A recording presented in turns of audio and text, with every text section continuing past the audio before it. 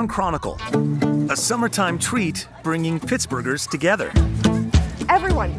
Tiny kids love ice cream, you know, old folks like ice cream, so it's just so universal. It's easy, it's fun.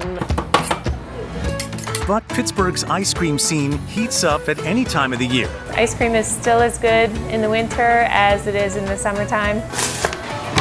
Now, a look at the hometown traditions. I only live up the street, so I always came down here and got ice cream with my family.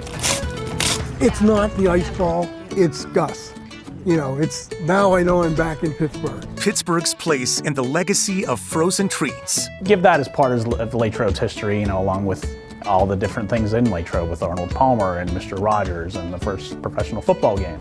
The banana split is part of that. And the way ice cream helps create a sense of community. It's bringing in people and families and children, and everybody leaves happy, and it's very enjoyable. It's in our area. It's 412 stuff. This is Chronicle, Ice Cream Social. Welcome to Chronicle. In the summertime, and really any time of year, nothing brings people together quite like ice cream. Pittsburghers gather at places like this one right here at Sarah's Candy's old-fashioned ice cream parlor to enjoy a cold treat and catch up with friends and family.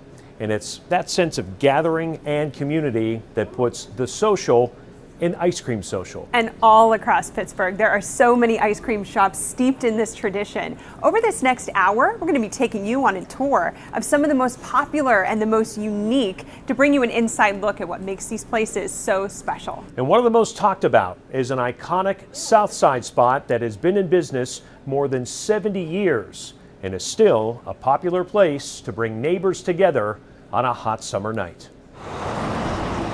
Here at the corner of Becks Run Road and East Carson Street, almost as legendary as the ice cream itself, is the line that forms to wait for it. Even when I was younger, I would wait in these lines because I only live up the street, so I always came down here and got ice cream with my family. We waited in the lines, and now it's weird being inside and saying, why would you wait in that long line? For more than 70 years, ice cream lovers have been more than happy to wait in line at Page Dairy Mart, now rebranded as simply Page's, whose ownership has spanned 4 generations within the Page family, and whose success is traced to its service and, of course, its sweets. I think it's just even our environment here, it's pretty friendly, and I mean, we have a variety of different things. I feel there's a lot of other ice cream stores that don't even have the crunchies that we have, and it's very hard to come across them. So I feel like we're definitely different from other ice cream stores just because we have a very big variety of different ice creams. We have our brownies, our Yinzers. I don't think there's many people that come down here yeah, I've never really had Pages. But on this night, we did discover a new customer. I've just heard that it's really good and it's a Pittsburgh classic, so we decided to try it out. So while you might find some first-timers every now and again, most here are long-timers, like the Holohan family, enjoying a night out while hanging out in the back of their car at their favorite spot. We love Pages. My husband and I used to live on the south side before we had kids, and so we would always come down here. And these two, ever since they've been born, actually, we've just been coming over to Pages and getting ice cream. Sure, the ice cream keeps this place packed and keeps people coming back, but there's also an inherent charm here that adds to the appeal. Sitting under a train trestle amid a busy intersection with tight parking and no seating, all part of Page's character, embraced by customers for 7 decades and counting. There's something about it. It's kind of like old Pittsburgh, and you just sit in your car. We've got little picnic blanket in here so we don't get it all ice creamy.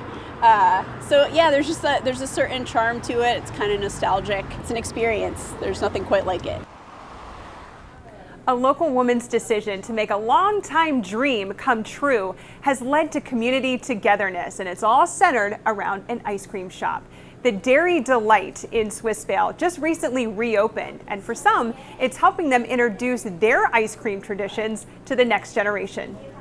I have a chocolate waffle cone with Oreos on it. The Swissvale Dairy Delight comes highly recommended from these kids. 1,000 out of a 10. What they may not know is that it was born of a different generation. First opened in 1955, this ice cream shop quickly became a community hotspot. I used to go to Swissvale High. We live down the street here, and we get off the bus and come here with our school friends and families. The Swissvale Dairy Delight served up traditional sundaes, soft serve, and smiles for decades. But that all changed in the past few years. When I moved in here about 5 years ago, this place was pretty shut down. It looked like no one had been in it in about 20 years. The owner started keeping it closed most of the time. That is, until one lucky afternoon stroll. I live in the neighborhood, and I would walk past here like everybody else and be like, man, I really wish this were open. And so I just sent a letter to the owner and asked if she'd be willing to sell it. And here we are. People love them. Chelsea Burkett is like so many in that she totally reimagined her life during the pandemic. She quit her desk job and was looking for something more fulfilling. Literally ever since I was a kid, I just had this sort of vision of running some sort of like food-based, community-centered space. With no prior business experience, she dug in her heels and got to work. After a year and a half of renovations, which included this bright new mural painted by artists in the neighborhood, the new and improved Swissvale Dairy Delight opened its windows on Memorial Day 2021. I got you your coconut. Good. So you can come back for your wife's tropical blizzard. Thank you. Now, you can't walk past the Swissvale shop on a nice summer night without seeing the hustle and bustle back. Really happy to see it, thriving, and there's always a bunch of people here. It's nice. After a long day's work, you want a banana milkshake or you want a strawberry shortcake. It's cool to be able to get it close. Not have to go all the way from Monroeville or, it's in our area. There's no doubt the community has embraced the Dairy Delight and its new ownership. They're the best. As for Chelsea and whether or not she feels this was the right move, It is the first time where I really feel like I'm in my own skin and I'm doing what I'm supposed to be doing. you could say she's living the cream. There you go, hon. Have a great day. You also, thank you. Thank you. When you think about taking a trip out for ice cream, your mind takes you to so many places. The baseball team getting a cone after an evening game, or coming to a place like here, Sarah's old-fashioned ice cream parlor, where you're transported back in time when you order up a couple scoops. That was his thing. At age 10, Bill Saris began contributing to the family business by making chocolate bunnies in his parents' home. One of his biggest contributions would come years later, in the 1980s, when his father, Saris Candy's founder Frank Saris, had an idea. Back in the day, there were a lot of soda shops, soda fountains, and my dad just loved the idea of saying, hey, we should look into that. I said, what do you want to do? He says, I want to put in an ice cream parlor, a soda shop. He says, okay, but we don't know anything. He says, well, let's see what you can find out. Bill did find something out on a fortuitous visit to McCreath's Dairy in Washington County. I was there one day and said, he was old, 90s. Mr. McCreath, you know anything about ice cream? He says, I'm 90 years old. I've been waiting 75 years for somebody to ask me. And he had a stack of papers with ice cream recipes. As Bill began honing his craft of making the ice cream, a new chapter for Saris began, with the addition of an old-style throwback ice cream parlor. That was my mom and dad, old-fashioned ice cream parlor with a kick. Okay, a little modern design, but still stayed with the old-fashioned kind of look. Nowadays, Bill no longer makes the ice cream, but he's still very much involved in the process. Always have to have a bite. As a taste tester. They bring me things to taste all the time. It's 7:30 in the morning, and they're walking in my office with a scoop of ice cream. And I go, oh boy, I have to eat this? The ultimate taste testers are, of course, the customers, who come from all over the region. It still amazes me to go out and just look in the parking lot and see different license plates from all over the place. Ohio, West Virginia, Maryland. I got the chocolate almond fudge with rainbow sprinkles and this delicious little. We're just happy to make people happy. I love seeing people coming in here and hear them say, oh yeah, my grandpap used to bring me here, and now I'm, Dad brought me here, and now I'm bringing my kids here. When I hear that and think how many generations we've gone through, then I start thinking how old I am, and hopefully this, it's going to continue way beyond my years. Ahead this hour on Chronicle. We're moving pretty quick. I'm all about service and speed and efficiency. Seeing Pittsburgh's best sights, all while enjoying some ice cream. They just love the view. They just love the feel. They feel like they're on top of the world. How this Mount Washington ice cream shop continues to serve up great treats after several decades. And later this hour, the family business. My family is very unique because we all have a special bond with one another. Like me and my brother have a special bond, me and my cousin have a special bond. Generations of this same family behind a local ice cream shop, all in honor of a loved one they lost. There's nothing more fun than ice cream, so I wanted to do something fun in her memory. It's a warm day out, we'll have some ice cream. Before we go to break, we all know ice cream is the perfect treat to cool off on a hot summer day. And many Pittsburghers spend those hot summer days at Kennywood.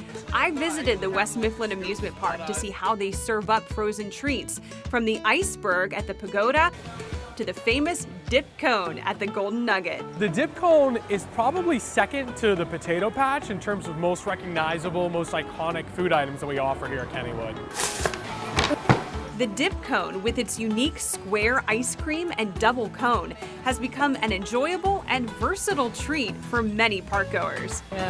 Some people like chocolate sprinkles, some people like nuts. Kennywood sold 36,000 dip cones last year, pulling off lots of guests when the summer heats up. Being completely honest, because it's really hot out, so you just want to just cool off for a second, so this is perfect. Chronicle Ice Cream Social continues after this.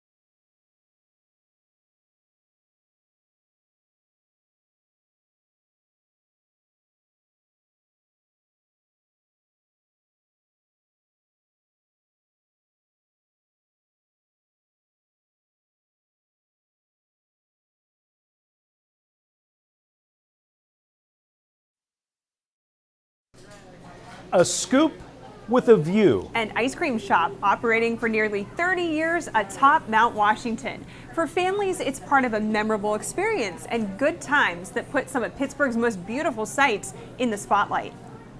They just really are impressed with that view. They think it's the most, it's one of the 10 greatest wonders of the world. Atop Mount Washington, after a short trip on the incline, you'll find D. Fiore's Ice Cream Delight. They got to cool off, they got to get some ice cream, they got to stop and get a nice coffee, they got to, just take in the view and just enjoy life. It's beautiful. Todd D. Fiore opened this Pittsburgh destination back in the early 90s. This was a dream of mine from about 30 years ago. I was one of an ice cream store. When I worked in an old gas station, my boss used to tell me, he goes, you really like ice cream because you ought to get into that business someday, and I did. So I'm kind of like living my dream. D. Fiore not only runs the business, he makes his own repairs whenever something goes wrong. And thank you very much for your kindness. Air conditioning breaks, I fix it. Ice cream machine breaks, I fix it. Espresso machine breaks, I fix it. Anything refrigeration, I'm fixing it. If I can't fix it, we got a little network of guys. We help each other out, and we make sure everything gets done. And he focuses on speed and efficiency to make sure his customers don't spend too much time waiting in line. That's a lesson he learned at his last job. From pumping gas, that's from my old boss's tutelage, and that's the way my mentor taught me. You got to be quick, fast, and give great service. That helps D. Fiore's serve up sweet treats and memorable moments every day, including for a mom and her kids visiting from North Carolina. It just tastes so good. It's nice and creamy. We're here visiting for the day. We just rode the Gateway Clipper, rode the incline up, and then we found this great ice cream shop. Great lunch. Those kind of things are just creating memories, and the kids will remember that, and they come back again to say, hey, Paps, let's go do something that like what we did before. Let's do the incline or whatever. So yeah, it creates good memories. Next on Chronicle. He's special because he's here. Everybody knows him. Everybody loves coming here. May not be ice cream, but it is a frozen treat that's become a Pittsburgh staple. She had a school project. You had to say your family heritage. And you had to say, what was something special your family does? What's your tradition? And she put, our tradition is Gus and Yaya's. How Gus and Yaya's became the summertime spot for many Pittsburgh families. And come down here. The ice cream delight invented in Pittsburgh's backyard. Give that as part of Latrobe's history, along with all the different things in Latrobe with Arnold Palmer and Mr. Rogers and the first professional football game. The banana split is part of that. The story behind the banana split and how it is celebrated every year.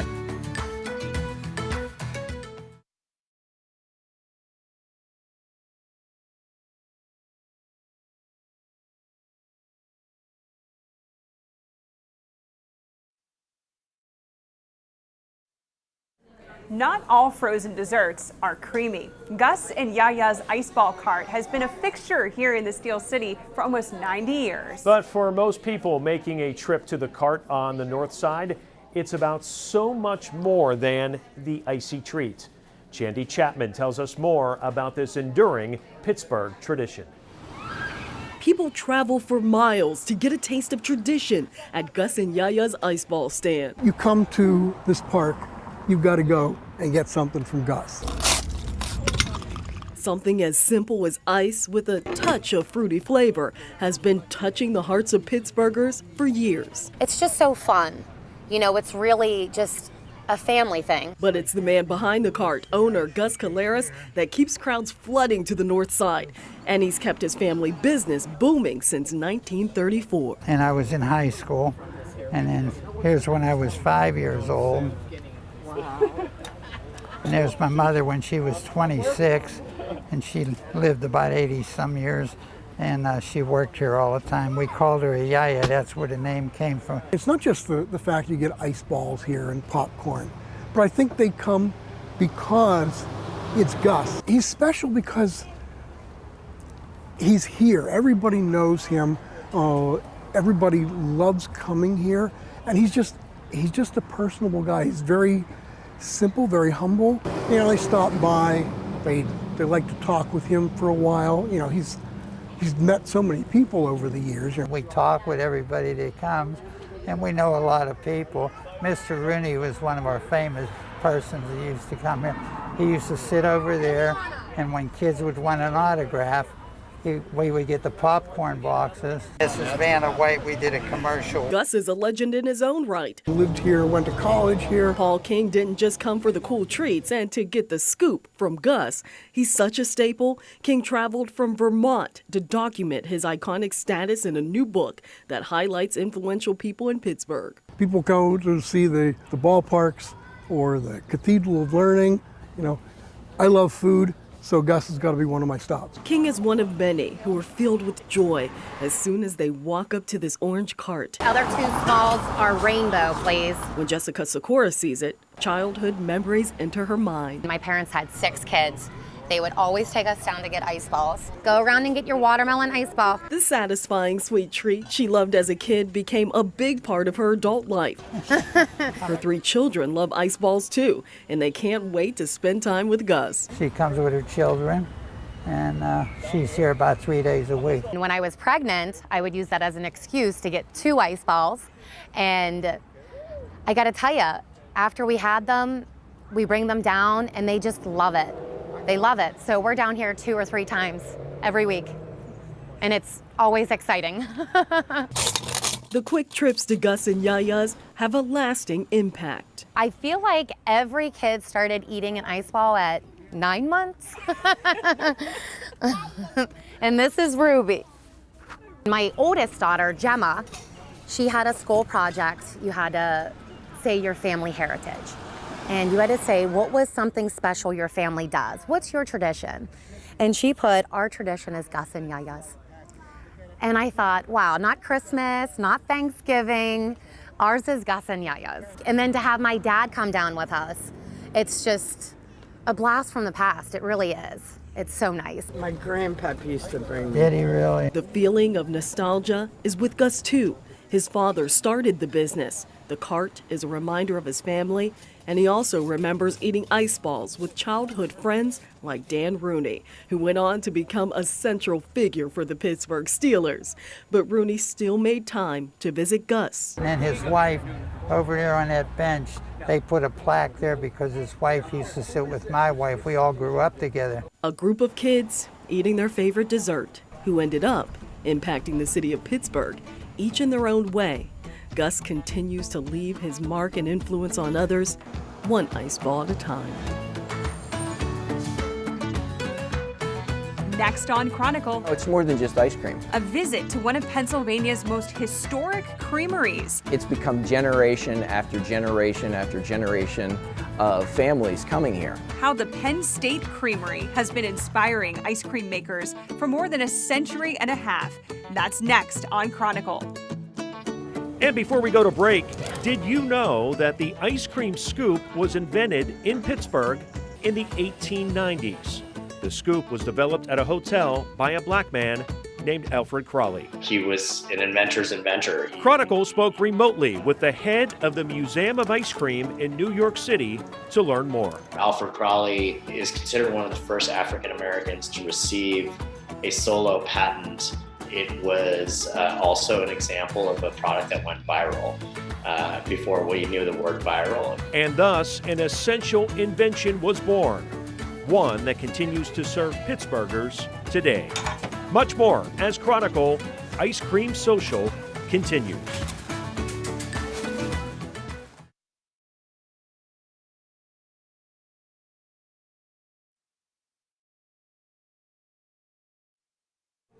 Just a few hours outside of Pittsburgh is a one-of-a-kind ice cream operation that the entire Commonwealth praises as being among the best. We're talking about the Penn State Creamery, a place that has received national recognition, certainly for its ice cream, but also it has influenced many of the popular ice cream brands you see on store shelves today. Penn State's Berkey Creamery, nearly as old as Penn State University itself. The university started 1855, we started in 1865, so we're more than 157 years old. But in 1865, we started out of a barn. We were part of a hayloft and a blacksmith shop.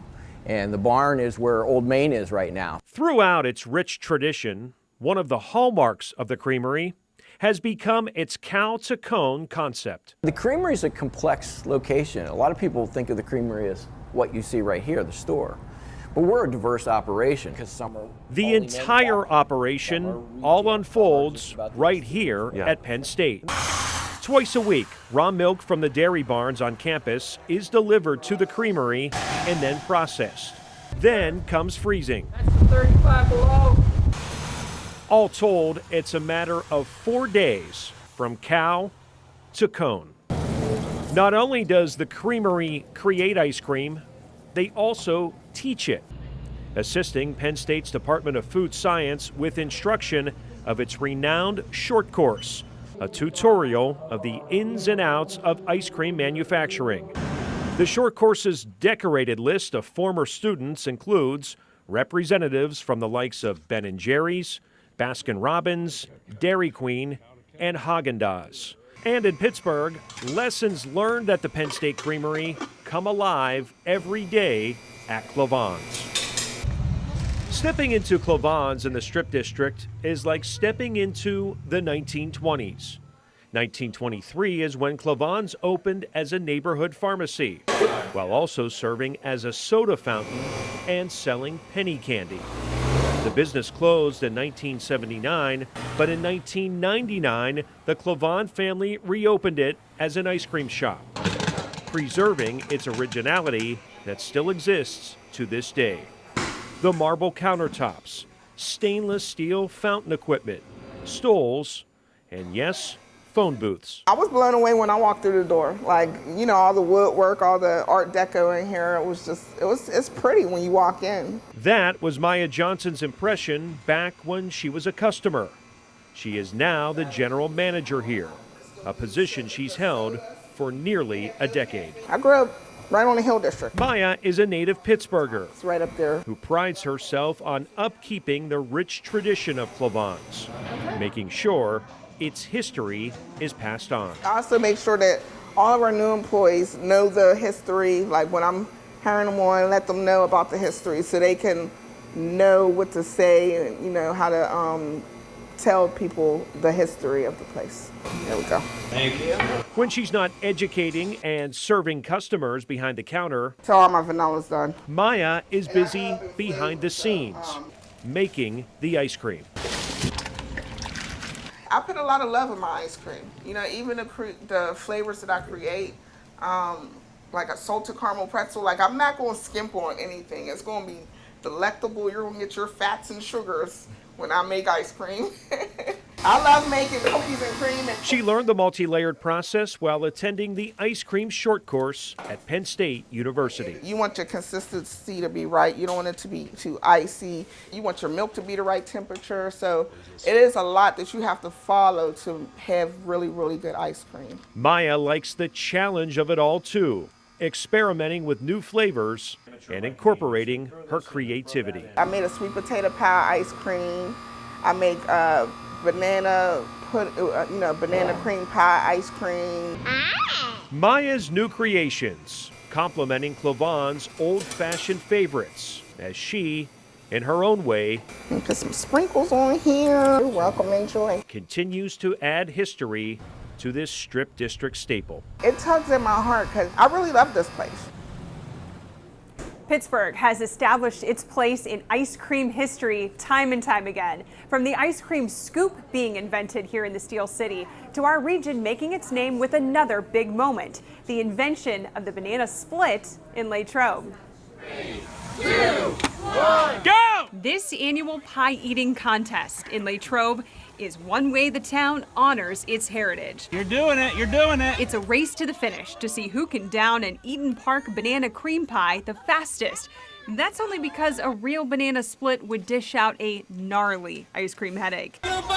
Every year, the Great American Banana Split celebration draws visitors to Westmoreland County by the thousands. Guests of all ages eager to learn about and taste this time-honored treat that was born there. It all started in this very spot in downtown Latrobe, now marked with a split statue and a historical marker. It used to be Tassel Pharmacy. The story goes that in 1904, a Pitt pharmacy student named David Strickler was home on break and working at the pharmacy when his customers presented him a challenge. These St. Vincent college students would come in for ice cream and to hang out, and one night they were saying, oh, you know, can't you make something different and, you know, something better? And so it was his creativity that created, you know, the concoction that is now known as the banana split. Those students would branch out after graduation and spread the word about this one-of-a-kind treat all across America in the days before social media. Strickler would go on to buy the pharmacy and then run it until 1965.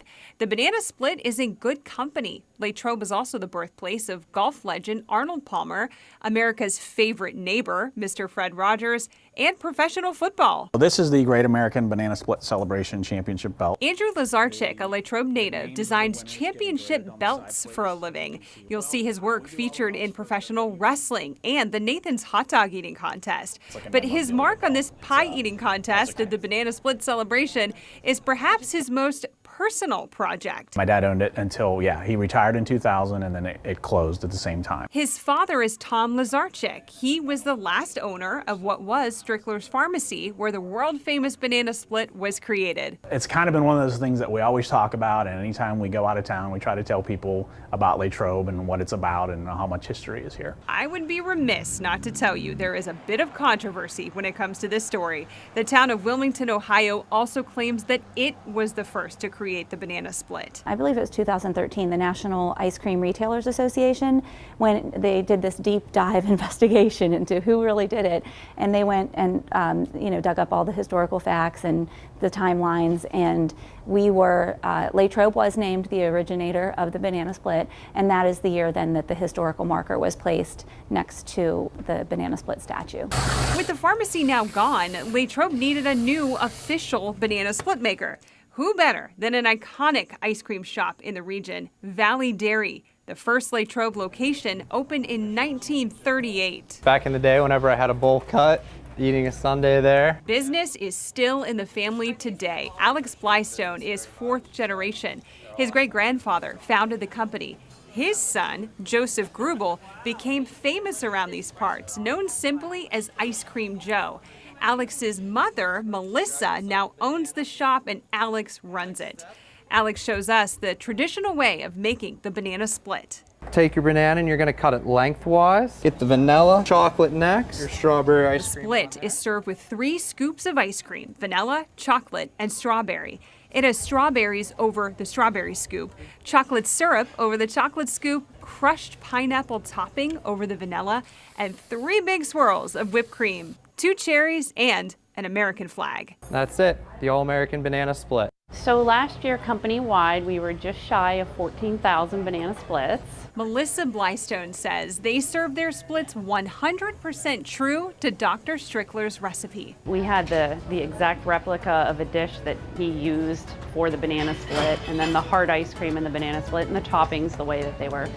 It's the real deal. Next on Chronicle. It was really neat how they made it. Kind of looked like ice cream hibachi. Some different ways to enjoy ice cream. I'll gather the ice cream together and really just spread it out, kind of like scrambled eggs, just to get it to freeze. We introduce you to some of the Steel City's unique frozen treats. Plus, they are fan favorites. They're always fast, even when it's busy, never takes a while. Viewers sharing their favorite places for ice cream around Pittsburgh.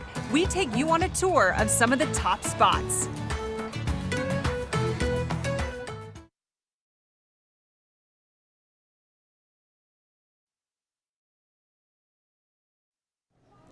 New ice cream shops are opening in Pittsburgh every year. And this year, one shop in the North Hills opened its doors, serving up tasty frozen treats as well as some family tradition. Hi, honey, it's Grandma. The love of a family matriarch being felt at an ice cream shop in the North Hills. Cookie's Creamery opened earlier this year. She was basically my hero. The cookie of the name is owner Joshua Helfer's grandmother. She remains beloved by her family several years after she passed away. There's nothing more fun than ice cream, so I wanted to do something fun in her memory. When you go through the doors of this ice cream shop on Babcock Boulevard, you might be greeted by several different generations of the same family, sharing stories and family memories as you order a couple of scoops. It's amazing. I love working with my family. I think it's awesome my dad opened, especially an ice cream shop, because we all love ice cream. And my family is very unique because we all have a special bond with one another. Like, me and my brother have a special bond, me and my cousin have a special bond. It's like a blue cookies and cream. The shop offers a variety of ice cream treats, unique sundaes, milkshakes, and about 40 different flavors of ice cream daily that you can have scooped into a unique cone from the Conery out of Brooklyn, New York. They come in 6 different flavors, and they're not just color, they actually taste exactly like that. So there's a dark chocolate, a pink vanilla, a brown sugar cinnamon, a birthday cake, an orange creamsicle. Then the craziest one's probably salted blue caramel. It kind of tastes like a Tostito. It's a little salt, but salt and sweetie go together, so it works. They're fun, people like them. They're also working with local businesses like Good Lovin' Cookie Shop and the Gourmet Chocolate Lady. And when you look around Cookie's Creamery at every turn, you see another reminder of the woman who inspired the business. Elephants, what everybody remembered my grandmother for. She loved elephants. So I made sure I put some elephants in here. That's where most of the elephant decor comes from. So that was just, everybody remembered her. She had elephants all over her place. So anytime somebody saw an elephant, they thought of Cookie. Eleanor Cookie Rosenberg passed away in July 2015, and her family's memories of her are as vivid as ever. My Gigi was my best friend. We did everything together. When we went to the beach, we roomed together.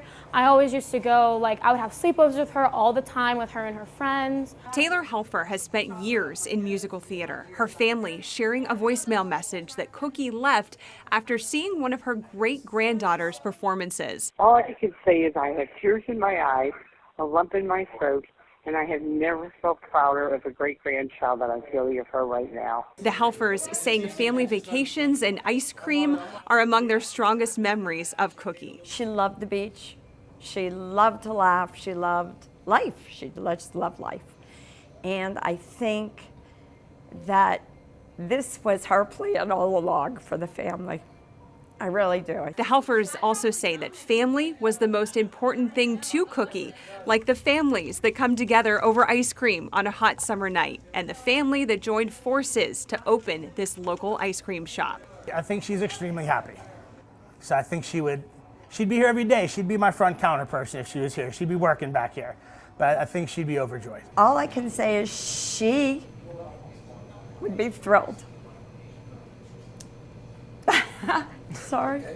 A family that's working to honor Cookie day after day. I also like it because I feel like I'm making my Gigi proud, because it's kind of like her. I know it's my dad's, he's the owner, but I also feel like my Gigi has a huge part of this, obviously. So I also feel very honored to work here for my Gigi. Give her a big hug and a big kiss for me. Tell her how proud I am of her.